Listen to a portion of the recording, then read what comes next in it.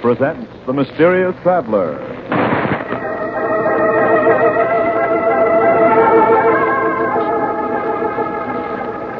This is The Mysterious Traveler, inviting you to join me on another journey into the realm of the strange and the terrifying. I hope you will enjoy the trip, that it will thrill you a little and chill you a little. So settle back, get a good grip on your nerves, and be comfortable, if you can.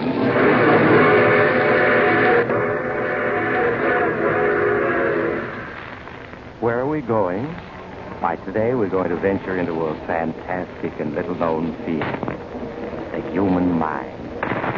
It's a story I call Mind Over Murder.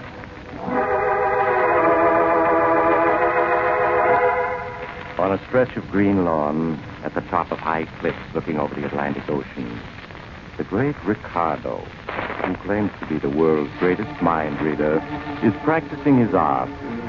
He's preparing for the Vaudeville tour he's soon to begin. Assisting him are his lovely young wife, Helen, and Carl Riccardo. That's it, Carl. Tie the handkerchief tightly over my eyes. Now, are you sure I can see nothing? Nothing whatever? I know positive you can't, Mr. Riccardo. I'll bet my month's wages on it. You are quite right. My eyes are in darkness. But my mind is not. Ellen? Yes, Riccardo? Did you bring out the basket of books I asked you to? Yes, I have them here. All right, Carl, go pick a book out of the basket. Any book at all. Yeah, sure thing, Mr. Riccardo. Now what? Now open it to a page, any page. Have you done this? Yeah? Good. Now concentrate on the book. Think about the title and the number of the page. Think about it now. Ah, yes, it is coming to me. The title is Murder by Expert, and the page, you have opened it to page 27. That's right, Mr. Riccardo. Gosh, I don't know how you do it. Well, it's very simple, Carl. With the eyes of my mind, I read your thoughts. Now, I want to try something else. Ellen? Yes, Riccardo. Sit in the wicker chair over here on my right. Turn your back to both me and Carl. You aren't going to... Please do not argue. Do as I say. I just can't. Yesterday, my head ached for hours. Please don't make me. It would come easier in time. Sit down. All right. Now make your mind free of all thoughts. Right. I want you to look with your mind into Carl and to read there what his eyes see on the page before him. Must I read? I have said that you must. All right. I'll try. Now, Carl, Yes, Mr. Riccardo? take another book, open it to the first page of a story, and concentrate on it. Right. I get you. Now, Ellen, read the page at which Carl is looking. I command you, by the powers of the mind, read. My head hurts so it's so the book I split. Read. I see something. Words, title, vision, judgment, by H. G. Wells. Continue. Read. No, I can't make it out. It's all blurred. I can't see anything clearly. Oh, my head. Carl, was she correct? Yes. Well, that's all I want to know. You can leave now. Okay, Mr. Riccardo. The roses need watering. I better tend to them right away. Yes, right away. That's the interesting. She's afraid of me. How do you feel, Ellen? My head hurts. There, my dear. It will quickly pass. And in no time, you'll find the whole thing as easy as powder in your nose. Riccardo, I can't. I just can't help you when you act. When you tell me to try to read something in Carl's mind, I feel as if my brain were going to split. You will help me, my beautiful one. You will see. Now, I'm going into the house. You may sit there and look at the ocean until your head feels better. Oh, you will have company. I see my handsome young press agent come and go. You must be nice to him, Ellen. He's really a very good press agent. Oh, there you are, Riccardo. I was looking for you. It's too bad your mind is one of the few I cannot penetrate, Tom, but I would have known that. Was it about something special? Oh, just about these advanced stories to go out to the Boston editors. I have them all written. Oh, excellent. I'm going up to the house now, and I'll read them right away. Stay and keep Ellen company, Tom. I'll see you both presently. All right, Riccardo. What's the matter, darling? What's he been doing? Nothing, Tom. I just have a little headache. He's making you work with him in his act again, hasn't he? Please, Tom, I'm all right, really. Helen, listen to me. You know things can't go on the way they are. You've got to leave Riccardo, do you hear? Leave him and divorce him. No, Tom, I can't. I just can't. You're scared to death of him, but there's no reason to be. He's just a phony mind reader. No, Tom. He's not phony. He can read minds. Sometimes he tells me just what I've been thinking. Oh, Tom, it frightens me. I wish I could leave him, but he won't let me. If I tried, he might do something terrible. No matter what, I'm going to get you away from Riccardo. I'll kidnap you if necessary. I'll... Here he comes back. Oh, well, I'm glad to see you're feeling better, Helen. Is it Tom who has put that sparkle in your eye and that flush in your cheek? Of course not. I would not like it if I thought so. I should be very angry if my beloved had eyes for anyone but me. Of course, you haven't, have you, Ellen? No. No, of course not. For you love me devotedly, do you not? I love you devotedly. You always will in this world and in the next. I always will. In this world and the next. You see, Tom? You see why I dare leave my lovely Ellen alone with you? I have perfect faith in her. When we start our tour week after next, I will be quite busy much of the time, and I hope you won't mind keeping Ellen from being lonely. I'm sure the trip won't bore you. I expect it to be most entertaining.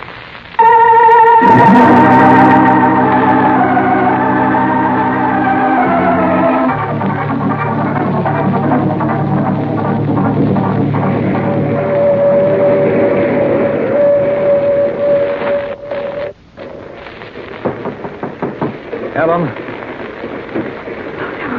Come in. Helen, the train's just coming into Bridgeville. Riccardo's still in the diner. Are you ready? Yes, I just thought of putting on my hat and coat. I didn't pack anything because you said not to, but... Oh, Tom, I'm frightened. Helen, you've got to get hold of yourself. Riccardo's not superhuman. Oh, sometimes I think he is, Tom. I'm positive that he knows everything we think. He's just playing with us.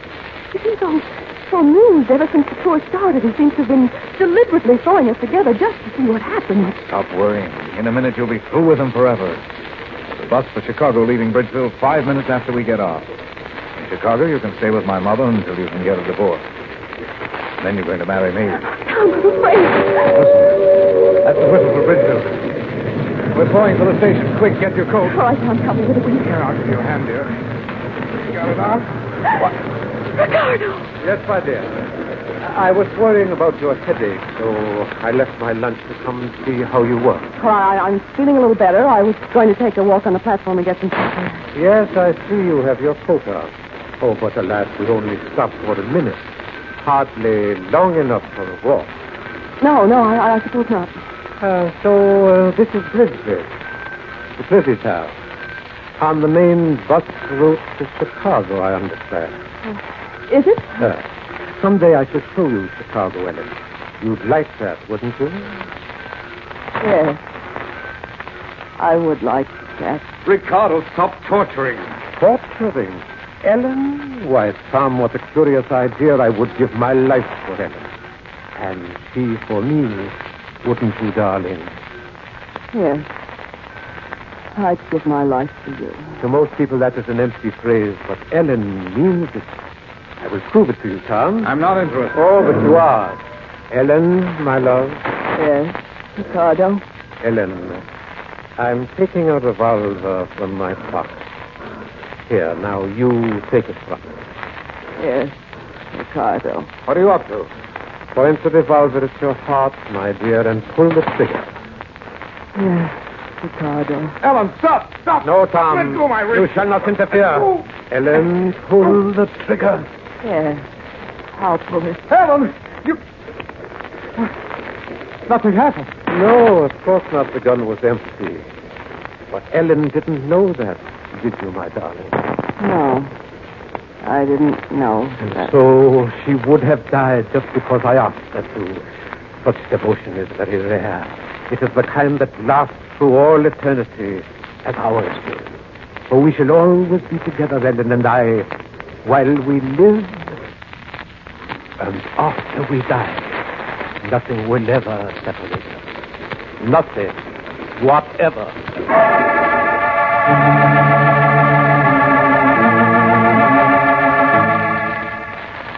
And so the great Riccardo's triumphal tour continued. Newspaper stories told of his amazing feats, and of the feats almost as marvelous performed at his direction by his pale and lovely wife. Twice Tom urged Ellen to flee with him, but both times Riccardo appeared upon the scene, smiling as though knowing every word that has been said. So at last Tom changed his tactics. Waiting until one evening when Riccardo was in the midst of his performance, concentrating on holding a great audience spellbound. And now, ladies and gentlemen, someone among you is thinking of the initials E.N. Somebody quite close to me. Tom listened for a moment, but he was quite sure that Riccardo's attention was fully absorbed. Then he left his place in the wings and slipped swiftly backstage to knock on a door marked with a gold star. Ellen, Oh, yes, Tom. I want to talk to you. You shouldn't be here, Tom. It's a Never mind Riccardo. Put on your coat. My coat. But the performance won't be over for half an hour. Ellen, I've got a plan to fool Riccardo. Will you trust me? If he catches us, he might kill you. This is one time he's not going to be clever enough. Just put on your coat and come along without asking any questions.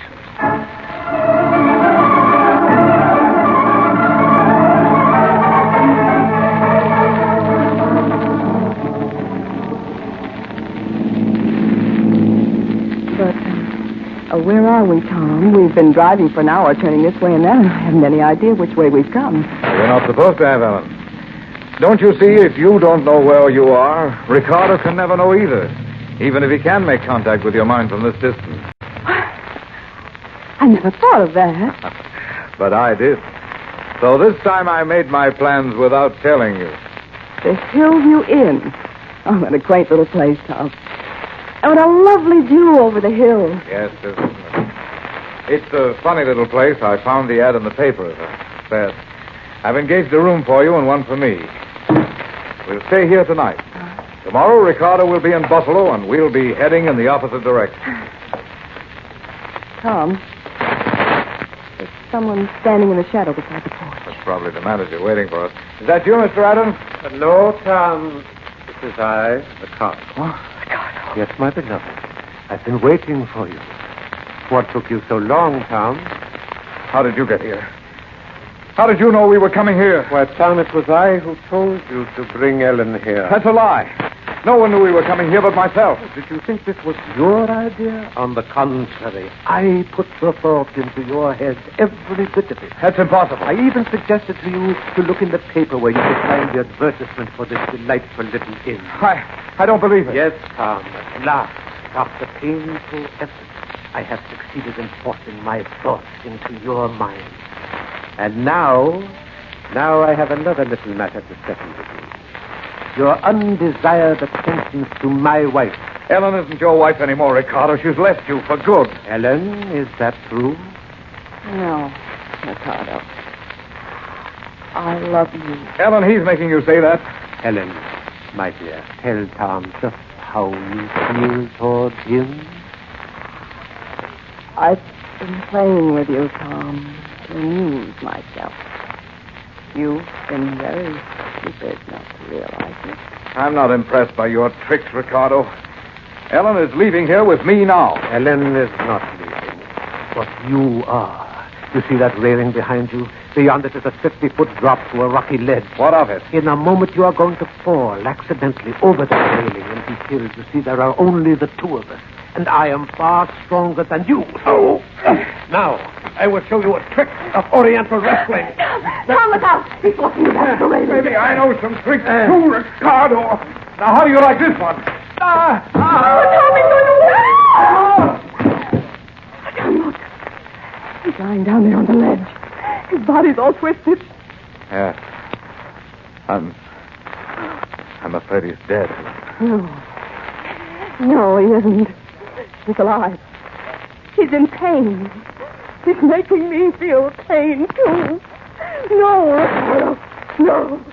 Stop it. Stop it.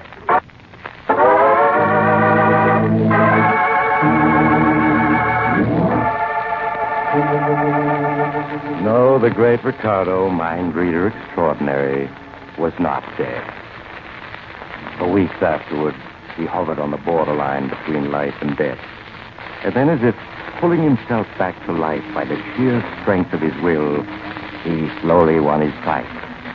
But though he lived, his fall had paralyzed his body, leaving only his mind truly alive.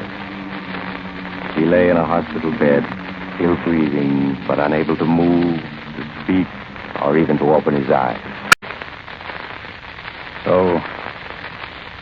So he's definitely going to live. There's no longer any doubt of it. It's almost a miracle. I didn't think any man could survive such an injury. He wouldn't let himself die. Well, most of us want to live, I've discovered. I mean, he deliberately refused to die. He kept saying to himself, I will not die. I will not die. You could hear him? But he's paralyzed. He can't speak. I could hear his voice in my mind. Oh, I see. Yes, he's going to live. But he'll never move, nor speak, nor see again. Yes, he knows that. I beg your pardon? Riccardo knows that he'll never recover. He wants to go home. I have to take him there. I will look after him. Ellen, you I can't. have to. Tom, don't you see? I'm his prisoner again. The prisoner of his mind. And this time I'll never escape.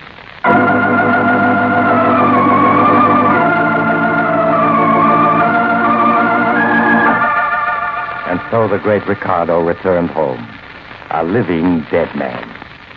There in the house on the cliff, aided only by a nurse who relieved her at night, Helen cared for him. Tom stayed close by to help her in any way he could, and did his best to persuade her to turn Riccardo's care over to professional nurses. Ellen, listen to me. You can't ruin your life like this just to care for a man you I hate. have to. I can't go away. He won't let me leave the house. If I do, I find myself turning back without knowing what I'm doing. But, Ellen, you My can't. mind isn't my own. Be controlled. Lying in his bed in that room there, never moving. Riccardo controls my mind. Oh, Ellen, I'm sure that's just a delusion. A psychiatrist could prove it to you. Riccardo is injured, helpless. But his mind isn't. More powerful than ever. All his strength is concentrated in it. If it weren't for the power of his will, he'd die. But he doesn't want to die. He's planning something. Planning what? I don't know. But he still hates you and wants revenge. How you are letting your imagination run away with you. What can a man in Riccardo's condition do? I don't know, but he has something in his mind. Helen, you're overwrought. You need sleep. Look, darling, why not take a sedative and go to bed? In the morning we can talk again. I have to wait until the night nurse gets here. All right, I'll stay with him until then. Now, go on. Get to bed. All right, Tom. I do need rest. But you better wait in the room with him. I'll go in now. Good night, Ellen. Good night, Tom. Oh, there you are. The great Riccardo. A man who was better than anyone else in the world. And now you're a living dead man. I wish you were a dead one. Then why don't you kill me, Tom? What? Why don't you kill me? Just put your hand over my mouth for a moment and you'll be rid of me. Riccardo. You can't be talking. You're paralyzed. I can speak to you, Tom. I speak with my mind, not with my voice. No, I don't believe it. You always were stubborn. listen. Just now you were trying to get Ellen to leave me. But she never will. Helen and I are joined together for all eternity. I'm going to free her from you somehow. Do you hear, Riccardo? Oh, now you're threatening me. That means you do believe my mind can speak to yours. Good. We'll have many interesting conversations in the days to come. Now, I'm going to rest. Good night, Tom. I shall see you tomorrow. You won't want to come, but you will.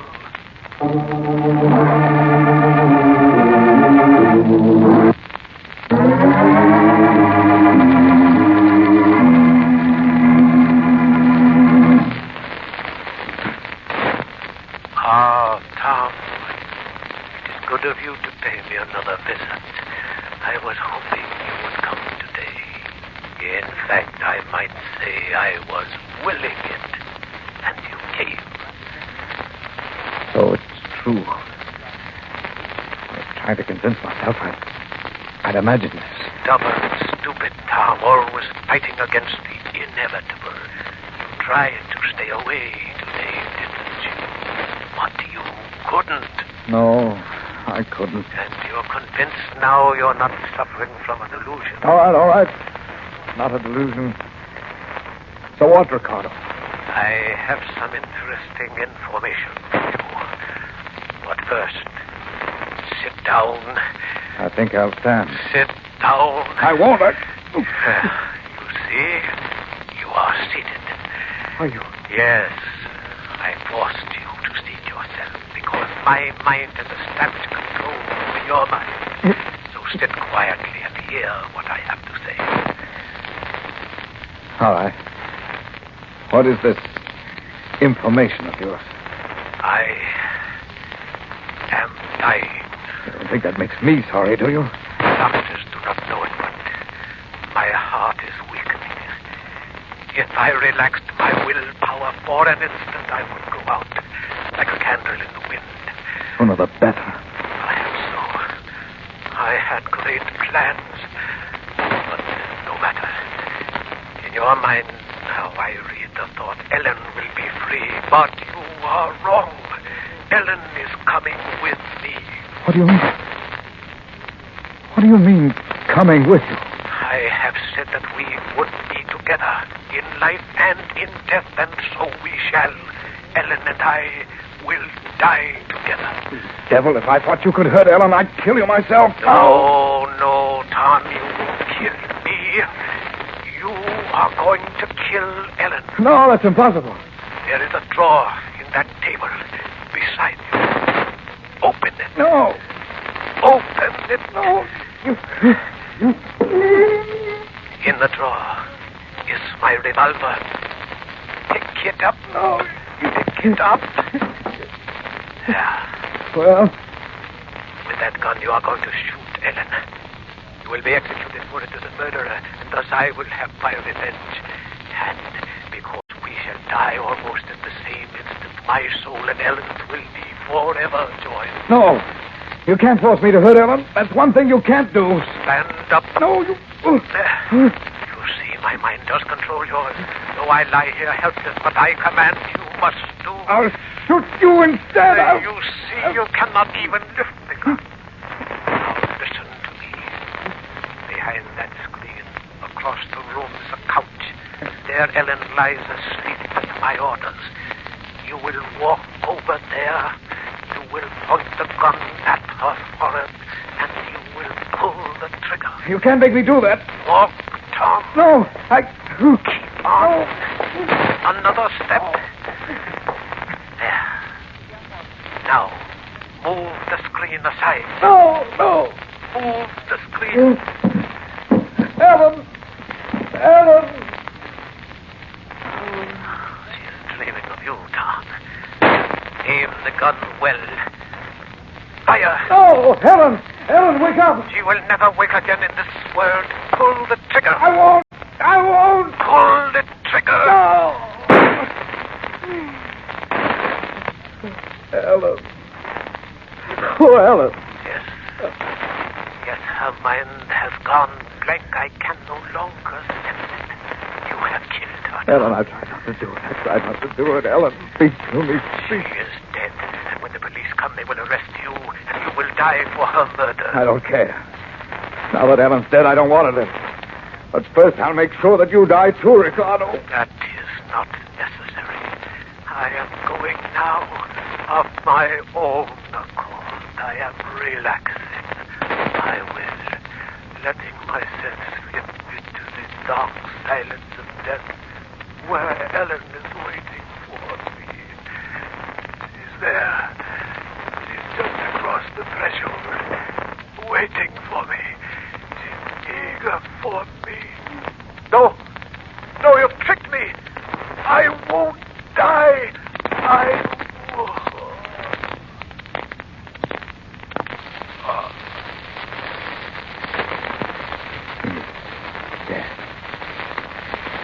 Dead.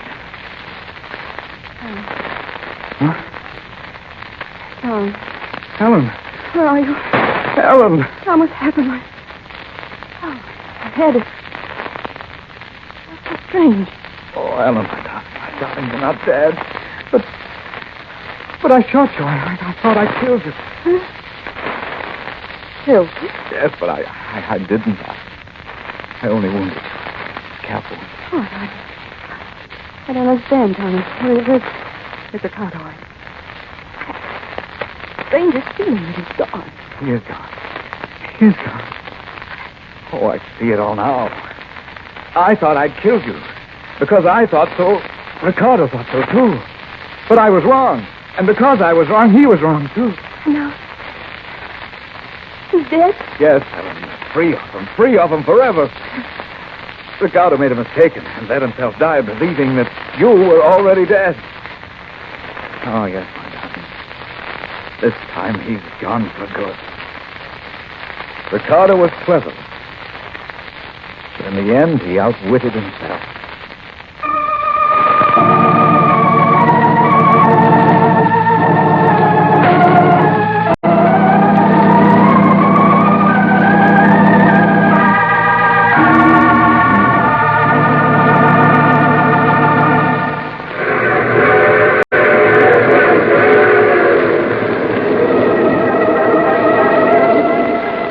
This is the mysterious traveler again. Did you enjoy our little trip? What became of Tom and Ellen? Why, Ellen's wound was serious, but far from fatal. Not nearly as fatal as Riccardo's mistake. Tom and Ellen are very happy now. But I wonder if they're as safe as they think they are. When you're dealing with a mind like Riccardo's, can you ever be quite sure? Even though he is dead? I knew a man once everybody thought was dead, and he... Oh, you have to get off here. I'm sorry. But I'm sure we'll meet again. You see, I take this same train every week at this time.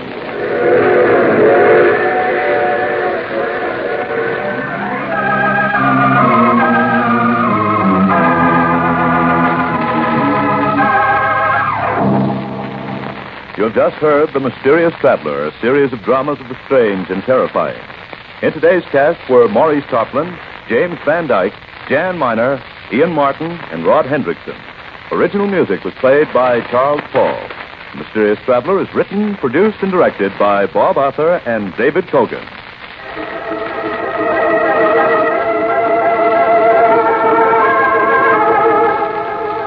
Listen next week to a tale titled Death and the Devil. Another strange and terrifying tale of the mysterious traveler.